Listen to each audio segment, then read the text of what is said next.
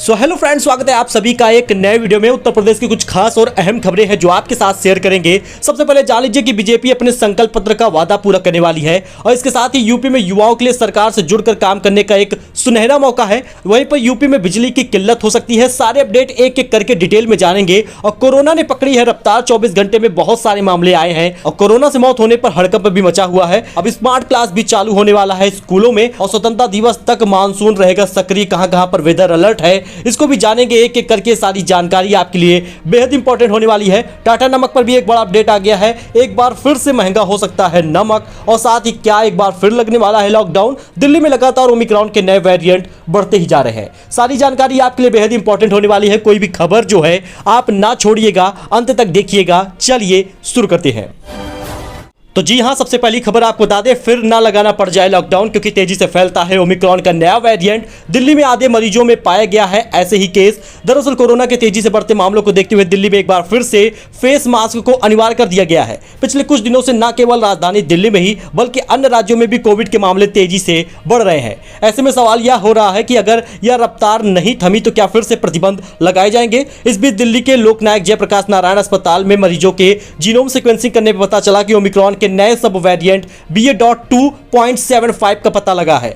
आधे से ज्यादा मरीजों में मिला है BA.2.75 और राजधानी दिल्ली में 24 घंटे में 8 मौतें हुई हैं। वहीं पर अब फेस मास्क न लगाने पर दिल्ली में 500 रुपए का जुर्माना भी लगाया जाएगा। कहीं ना कहीं प्रतिबंध एक बार फिर से लौट रहा है, इसलिए आप सजग रहें, सावधान रहें और इसके साथ ही आप फेस मास्क लगाएं, कोविड के नियमों का पालन करें। इसके साथ ही अगला अपडेट आप जान लीजिए, टाटा नमक जी हां महंगा होने वाला है। टाटा ग्रुप ने लिया है यह बड़ा फैसला। दरअसल मीडिया रिपोर्ट के अनुसार टाटा कंज्यूमर प्रोडक्ट के MD और CEO सुनील डिसूजा ने कहा कि टाटा नमक की कीमतें बढ़ सकती हैं। उन्होंने कहा महंगाई के दबाव से निपटने के लिए कंपनी को यह फैसला लेना पड़ रहा है। हालांकि अभी कीमत नहीं पता कि कितना महंगा होगा, लेकिन अभी आप जान लीजिए कि टाटा नमक की जो एक कीमत है वो 28 रुपए प्रति किलो मिलती है, लेकिन आने वाले समय में इसकी कीमत में भारी इजाफा हो सकता है। तो बहुत सारे लोगों का लगातार कमेंट आ रहा है कि सर जो चना तेल नमक की पैकेट है वो तो जून के दूसरे चरण में दी ही नहीं गई और आपने बताया था कि चना तेल नमक मिलेगा और साथ ही जो राशन है वो भी मिलेगा, लेकिन आखिर क्यों नहीं मिला इसको आपको बताएंगे। साथ ही आपको बता दें सबसे पहले मथुरा की एक बड़ी अपडेट है जिसमें रक्षाबंधन तक नहीं शुरू हो सका निःशुल्क राशन का वितरण, दुकानों पर नहीं पहुंचा है चावल। वैसे आपके जिले में राशन वितरण हो रहा है या नहीं इसको आप जरूर बताइएगा। तो आपको बता दें इसमें एक नया अपडेट है जिसमें आपको बता दें जून माह के द्वितीय चरण के खाद्यान्न का वितरण 8 अगस्त से शुरू हुआ है और लगभग 16 से 18 अगस्त तक ये चलेगा। लेकिन द्वितीय चरण के राशन में आपको चावल मिलेगा, चना तेल नमक की पैकेट नहीं मिलेगी। इसका कारण है कि जुलाई वाले राशन में आपको चना तेल नमक की पैकेट मिलेगी। रक्षाबंधन पर प्रधानमंत्री गरीब कल्याण योजना के तहत जो निःशुल्क चावल का वितरण मथुरा जिले में शुरू होना था वो अभी तक नहीं हुआ। 8 अगस्त से निःशुल्क चावल वितरण की प्रक्रिया FCI गोदाम से सीधे दुकान तक राशन पहुंचाने की योजना में उलझ गई है। यानी ठेकेदार सही समय पर सही जगहों पर यानी कोटेदार तक चावल की आपूर्ति नहीं कर रहे। इस वजह से राशन उठान में देरी हो रही है, राशन वितरण में देरी हो रही है। फिलहाल आपको बता दें जो चना तेल नमक की पैकेट है वो जुलाई वाले राशन के पहले चरण की आपको इसी अगस्त महीने में मिलेगी और राशन वितरण जो है वो 20 अगस्त से शुरू हो रहा है जुलाई के पहले चरण का, जिसमें आपको चना तेल नमक की पैकेट, गेहूं और चावल दिया जाएगा। वहीं यूपी वेदर अपडेट के बारे में भी आप जान लीजिए, स्वतंत्रता दिवस तक मानसून सक्रिय रहेगा। अगले 5 दिन तक भारी से भारी बारिश और पारा गिरने का भी मामला सामने आया है। दरअसल आपको बता दें जिस तरह से बारिश होगी उस तरह से अब तापमान में गिरावट भी आएगी क्योंकि अगले कुछ दिनों से मध्य भारत में कई इलाकों में भारी बारिश की संभावना है।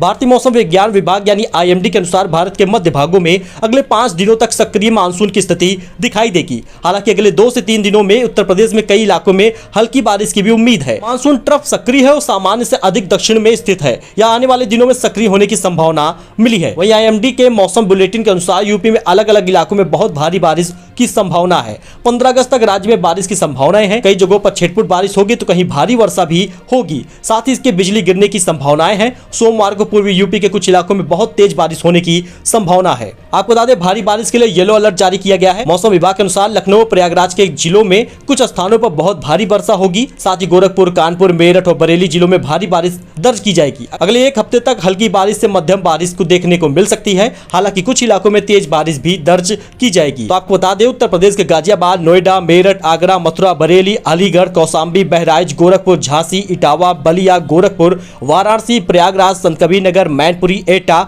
अमरोहा और औरैया में भारी बारिश के आसार है।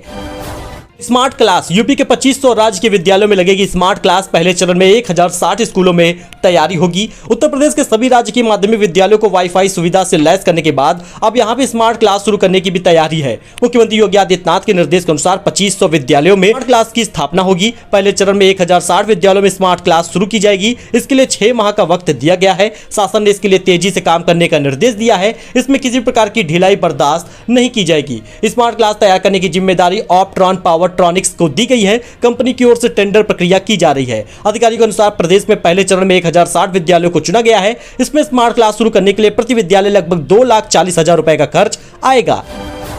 तो दोस्तों वहीं पे आपको कोरोना अपडेट के बारे में बता दें, कोरोना ने पकड़ी है रफ्तार। जी आपको बता दें 24 घंटे में 1000 के पार हुआ है केस और मौत होने की वजह से हड़कंप भी मचा है। यूपी में एक बार फिर से कोरोना ने रफ्तार पकड़ ली है। यूपी में आपको बता दें गुरुवार और शुक्रवार को लगभग 1029 और 1030 केस सामने आए।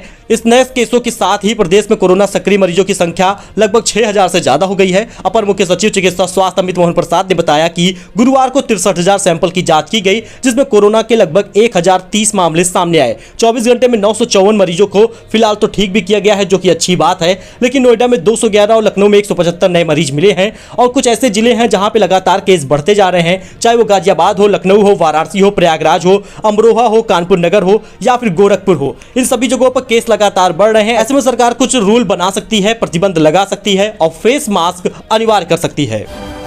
वहीं यूपी में युवाओं के लिए सरकार से जुड़कर काम करने का सुनहरा मौका है। 24 अगस्त तक कर लीजिए अप्लाई, जानिए पूरी डिटेल और आपको इसके लिए पैसा भी मिलेगा। जरा आप ध्यान दे दीजिएगा, क्योंकि यूपी में युवाओं के पास सरकार के साथ जुड़कर काम करने का सुनहरा मौका है। उन्हें सरकारी नीतियों, प्रबंधन और क्रियान्वयन और अनुश्रवण के कामों में सहभागी बनकर खास मौका देने का उद्देश्य जारी किया गया है, जिसको मुख्यमंत्री फेलोशिप कार्यक्रम का नाम दिया गया है। आवेदन 24 अगस्त तक किया जाएगा। नियोजन विभाग के सचिव आलोक कुमार ने बताया कि ऑनलाइन आवेदन 10 अगस्त से शुरू हो गया है। जाके आप आवेदन कर सकते हैं। आपको बता दें इसके लिए उनको 30,000 रुपए हर महीने मिलेगा। पारिश्रमिक के अलावा भ्रमण के लिए 10,000 रुपए हर महीना मिलेगा। युवाओं को टैबलेट खरीदने के लिए 15,000 रुपए भी दिए जाएंगे। लगभग 30,000 रुपए आपको तो मिलेगा तनख्वाह, 10,000 भ्रमण के लिए यानी 40,000 और साथ ही 15,000 रुपए का आपको टैबलेट मिलेगा, जिसके लिए आपको पैसे दिए जाएंगे, जिसमें 40,000 रुपए तो हर महीने आपको मिलते रहेंगे। तो फेलोशिप के लिए आप जल्द आवेदन करिए, जिससे आपका यह लाभ मिल पाए और सरकार के साथ जुड़कर आप काम कर पाएं। तो बीजेपी अपने संकल्प पत्र का वादा पूरा करेगी, बच्चों को पढ़ाएगी 50 महापुरुषों की जीवन गाथा। दरअसल यूपी बोर्ड के 27,000 से अधिक राज्य की सहायता प्राप्त और वित्त विहीन स्कूलों में पढ़ने वाले 1 करोड़ से अधिक छात्र छात्राओं को गौरवशाली इतिहास से परिचित कराया जाएगा। भाजपा ने 2022 में विधानसभा चुनाव के लिए जारी लोक कल्याण संकल्प पत्र में सभी महापुरुषों, स्वतंत्रता संग्राम सेनानियों की जीवन गाथा को शैक्षिक पाठ्यक्रम में शामिल करने का वादा किया है। शासन के आदेश पर माध्यमिक शिक्षा विभाग के अफसर 50 महापुरुषों के नाम पाठ्यक्रम में शामिल करने की तैयारियों में जुटे हैं। माध्यमिक शिक्षा निदेशक डॉक्टर सरिता तिवारी की अध्यक्षता में गठित समिति को नाम चयन की जिम्मेदारी दी गई है। अगले सत्र में इन महापुरुषों के नाम पाठ्यक्रम में शामिल होने की उम्मीद है। वहीं यूपी में हो सकती है बिजली की किल्लत। एनटीपीसी ऊंचाहार में रिसाव और 210 मेगावाट की एक यूनिट बंद हुई है। यूपी में एक बार फिर बिजली संकट गहराने लगा है। रायबरेली स्थित एनटीपीसी की ऊंचाहार परियोजना में 210 मेगावाट क्षमता वाली एक यूनिट में उत्पादन ठप हो गया है। बिजली उत्पादन के ठप होने के पीछे गैस ट्यूब में रिसाव होना बताया गया है। यूनिट बंद होने के बाद बॉयलर के तापमान को घटाया जा रहा है, उसके बाद उसकी मरम्मत का कार्य शुरू होगा। आपको बता दें कि 210 मेगावाट प्रत्येक यूनिट क्षमता की कुल 5 इकाइयां स्थापित है, जबकि 500 मेगावाट की 6 नंबर यूनिट है। ऐसे में ये जल्दी ठीक नहीं हुआ तो बिजली की किल्लत हो सकती है। सो ये कुछ अपडेट था जो आपके साथ शेयर किया गया है। आई होप आपको ये पसंद आया होगा। ऐसी ही जानकारी के लिए, ऐसे ही अपडेट के लिए आप हमारे साथ जुड़े, चैनल को सब्सक्राइब करें, जिससे हर अपडेट आपको मिलता रहे। मिलते अगले वीडियो में नए अपडेट के साथ, नई जानकारी के साथ। तब तक के लिए धन्यवाद।